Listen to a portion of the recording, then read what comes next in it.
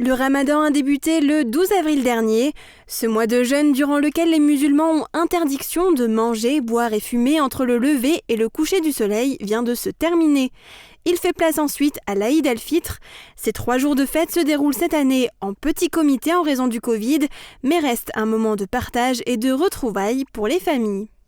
Les cérémonies de première communion des enfants ont lieu en ce moment. Avec la crise sanitaire, la préparation et l'organisation de ces célébrations sont différentes des autres années. Le calendrier est fixé sur 2 mois, du 1er mai jusqu'à fin juin.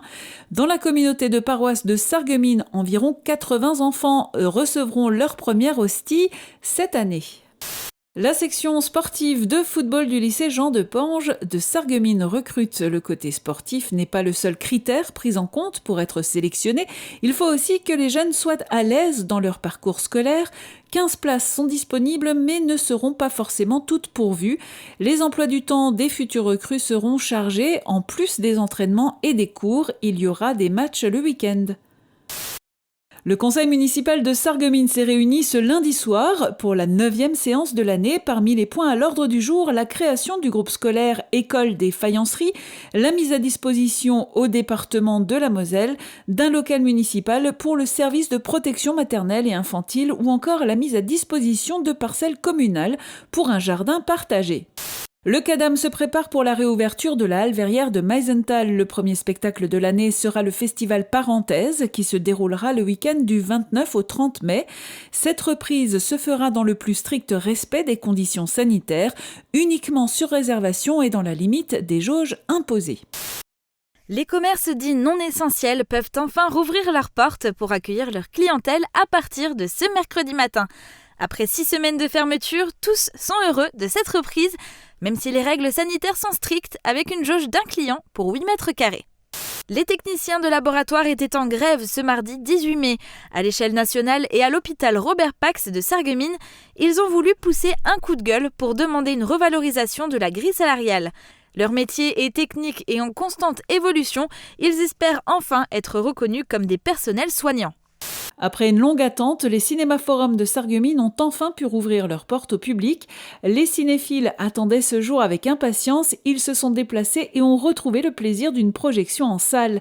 13 films sont à l'affiche du forum pour cette reprise. Pour ce jour de réouverture, le sous-préfet de l'arrondissement, Christophe Salin, s'est déplacé à Schorbach au Pays de Bitche. Il s'est rendu aux Délices de la Schor et au centre d'art du Grossergarten. Il a rappelé que les consignes sanitaires strictes sont à respecter pour faire perdurer cette réouverture et éviter la propagation du virus. À l'image de cette séance en public, sous l'œil attentif du recteur d'académie, la préparation au grand oral s'est déroulée dans le cadre des enseignements de spécialité, ici sciences physiques et chimie. Mais tous les établissements ne sont pas logés à la même enseigne, certains n'ont pas pu maintenir autant de cours en présentiel, ce qui pose la question de l'équité face à la préparation des épreuves du bac. Le bac 2021 sera celui du grand oral. Depuis son année de première, elle a alterné cours en distanciel, confinement et contrôle continu pour le bac de français. Cela a créé un sentiment d'amertume pour cette future étudiante qui ne voit plus son baccalauréat comme le fait d'un travail accompli. Pour recevoir le public à raison de 500 injections sur 3 jours, beaucoup de personnel est nécessaire. Les membres de l'équipe municipale, tout comme les personnels soignants des environs, sont mobilisés. Les patients également sont au rendez-vous, peut-être rassurés par l'arrivée du vaccin Moderna, moins controversé que l'AstraZeneca, auparavant utilisé ici. À Forbach, une partie de la communauté s'est retrouvée à la mosquée Majid el-Kébir pour la prière de l'Aïd el-Fitr. Elle marque la fin du mois sacré de Ramadan, un mois habituellement riche en événements. Pour la 2e année d'affilée, la rupture du jeûne se déroule donc dans des conditions particulières dues à l'épidémie de Covid. Exceptionnellement, les aînés, les plus jeunes et les femmes n'ont pu prendre part à la fête à Forbach. C'est une première pour Christine Schauder. Cette enseignante va s'auto-tester chez elle et une chose est sûre, c'est loin d'être simple. Il faut d'abord enfoncer le coton-tige dans le nez afin de faire un frottis. Cela doit être fait au moins 5 fois dans chaque narine et à 2 cm de profondeur. Ouais, ça fait mal. Si on fait ça vraiment 2 cm, ça fait mal. Il faut mélanger le résultat du frottis avec le réactif révélateur, puis verser à l'aide de l'écouvillon les gouttes sur le détecteur. Un geste a priori simple, qui en fait ne marche pas. 13 degrés dans les gradins, 28 dans les bassins. Si le soleil n'est pas au rendez-vous pour la réouverture de l'Aquaglisse, les nageurs, oui. En milieu d'après-midi, ils sont déjà une trentaine à s'être jetés à l'eau dans les bassins extérieurs.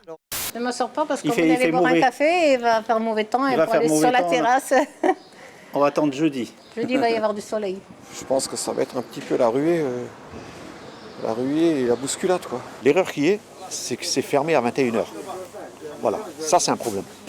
Parce que les restaurants, vous allez manger quand ? Pour le moment, les règles en vigueur permettent de venir en groupe de maximum 6 personnes en laissant 2 sièges d'écart entre chaque groupe.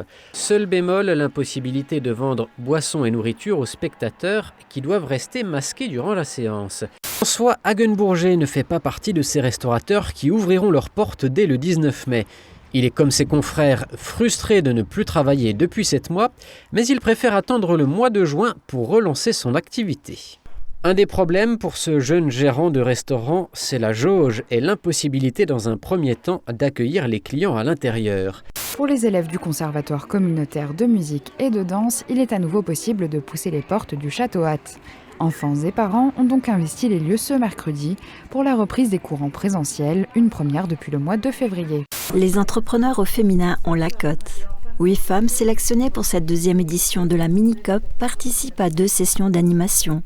Le coaching bien-être et le mix marketing. L'objectif, reprendre confiance en soi et en ses capacités à entreprendre.